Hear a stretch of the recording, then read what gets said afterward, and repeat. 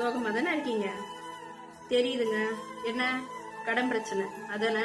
ஒரு கடன் அடிக்க இன்னொரு கடன், அந்த கடன் அடிக்க இன்னொரு கடன், மறுபடியும் அந்த கடனையும் அடைக்க இன்னொரு கடன், இப்படியே கடன் கடன் ரிப்பீட்னு போயிட்டே இருக்காங்க லைஃப். விடுங்க, பாத்துக்கலாம், எல்லாம் சரியாயிடும். சரிங்களா? கடன்ல விழுந்தா கூட 4 பேர் நம்மள காப்பாத்திடுவாங்க. ஆனா கடன்ல விழுந்தோன்னு வச்சுக்கோங்க, ஒருத்த கூட வர மாட்டாங்க நம்மள காப்பாத்துறதுக்கு. நம்மளேதான் அதுல இருந்து வெளியே வரணும். ஆமா, நீங்க கடன் கட்ட முடியாம பண தேவைன்னு சொல்லிட்டு 4 பேர்கிட்ட அந்த கடனை கட்டுறதுக்கு போய் கெஞ்சுவீங்கல்ல, அப்ப பண்ணுவாங்கல்ல, நம்மள ஒரு மாதிரி ட்ரீட் பண்ணுவாங்க பாருங்க, அந்த மாதிரி இருக்குங்க.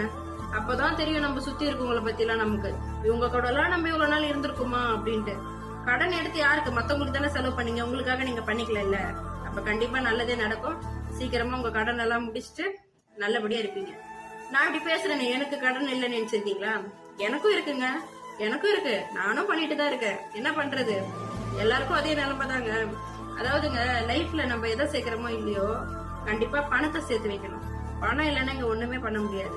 பணம் தாங்க இங்க எல்லாமே. பணம் இல்லைன்னு வச்சுக்கோங்களேன், நம்மள ஒருத்த மதிக்க மாட்டாங்க. பணம் இல்லைன்னா நம்மள ஒருத்த மதிக்க மாட்டாங்க. பணம் இருந்தாதான் பணம் கூடன்னு சொல்லுவாங்க பாத்தீங்களாங்க, அது உண்மைதாங்க. பணத்துக்கிட்ட கூட பணம் இருந்தாதான் சுத்தி 4 பேர் நிப்பாங்க.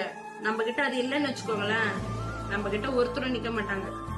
எப்படியாவது லைஃப்ல பணத்தை சேர்த்து வைக்க ட்ரை பண்ணுங்க. நல்ல வழியில சேர்த்து வைக்க ட்ரை பண்ணுங்க. அதுக்காக பணம் சம்பாதிக்கணும் அப்படின்ட்டு கெட்ட வழியில வந்து சேர்த்து வைக்க சொல்லலைங்க. நல்ல வழியில சேர்த்து வைங்க. 4 பேருக்கு ஹெல்ப் பண்ணுங்க. இல்லாதவங்களுக்கு கொடுங்க. நாளைக்கு நீங்க கஷ்டப்படுற மாதிரி மத்தவங்களும் கஷ்டப்படுவாங்க இல்லைங்களா? இல்லாதவங்களுக்கு கொடுங்க. கண்டிப்பா நம்ம கடன் எல்லாம் அடிச்சு நம்ம நல்ல நிலைமைக்கு வருவோங்க. நிம்மதியா தூங்குங்க. அப்படியே ஐடியா ஃபாலோ பண்ணிட்டு இந்த வீடியோவை மத்தவங்களுக்கு ஷேர் பண்ணுங்க. Good night.